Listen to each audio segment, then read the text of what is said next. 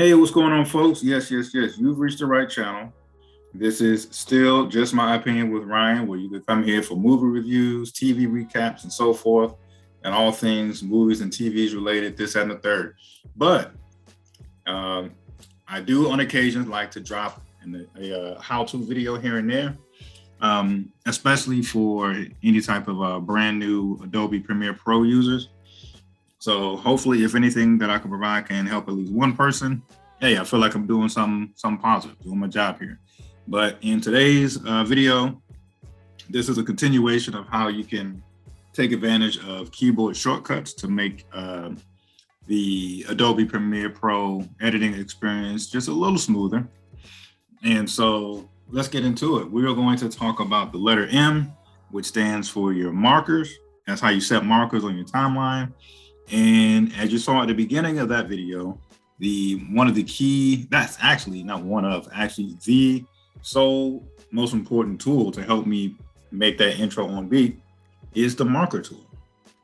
So without further ado, let's get into it. The first thing we need, of course, is the music or the audio track. And just a side note, whenever I look for music, I like to go to the YouTube audio library. They have all types of genres, all types of artists who are just trying to get some type of notoriety out there. The only thing that they're asking in return is that you is that you give them credit for the music. So if you're uploading a YouTube video, maybe just in your descriptions, just say, oh, this music came from such and such. That's it. And they make it easier for you because you can literally copy and paste the description of the particular song and the artist and all that once you download it. So in this particular case, I will be giving a shout out to Loxbeats, and this particular song is called Finally. And so once again, all you have to do is put the information of that particular artist and song in your description. So I'm going to drag this over into our timeline here. Actually, let's make an audio one. And of course, before we even get into adding any type of video clips, we got to make sure we're on beat. So what I'm gonna do is I'm gonna press play on the track, and you're gonna see these green markers start appearing on this timeline up here. That's where I know where I want my jump cuts to appear. So let's see this example.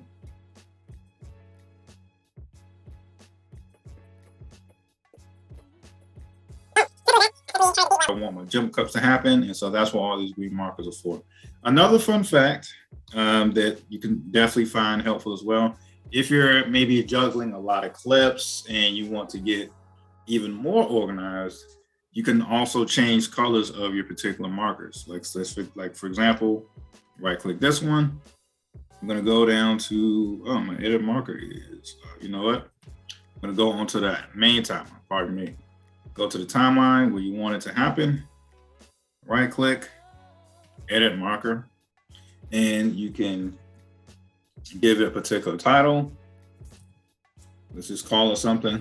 You can put comments in this particular marker, and you can change it to whatever color you want to be. Let's say white, for example.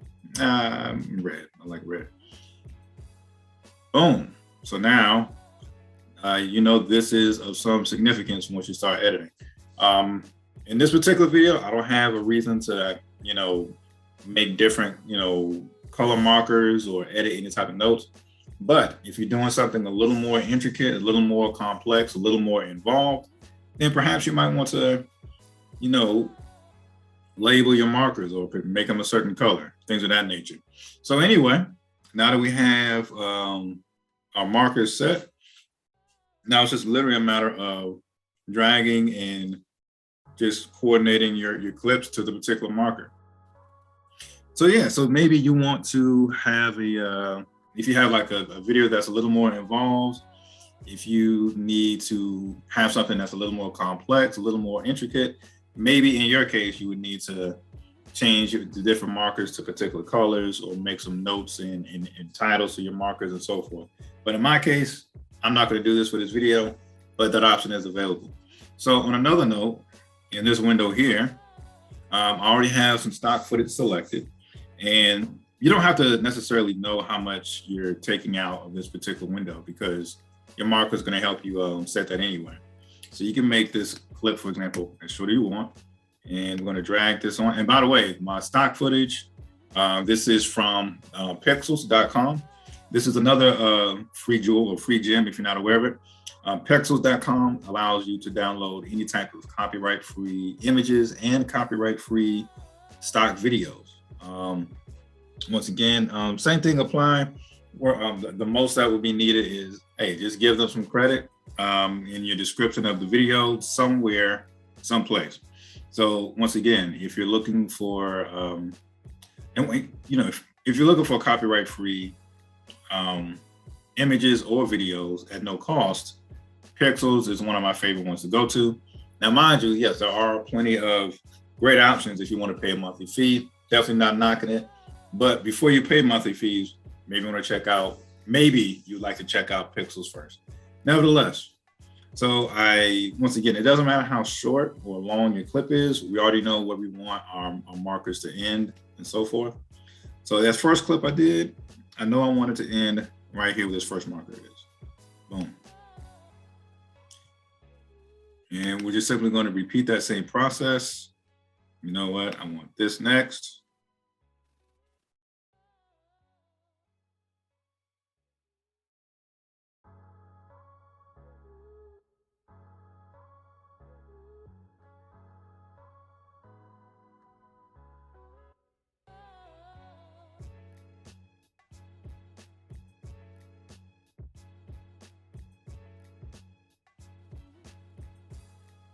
So yes, at this point, it's just a matter of rendering and exporting your video.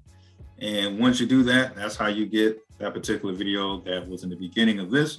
So I want to appreciate you guys rocking with me. Thank you for the support. If you found this helpful, please hit that like and subscribe button. Also, don't be a stranger. You hit me up in the comments as well if you thought this was pretty dope. And yeah, I'll be dropping these once in a while. But in the meantime, this is Ryan with Just My Opinion with Ryan, signing out. Peace.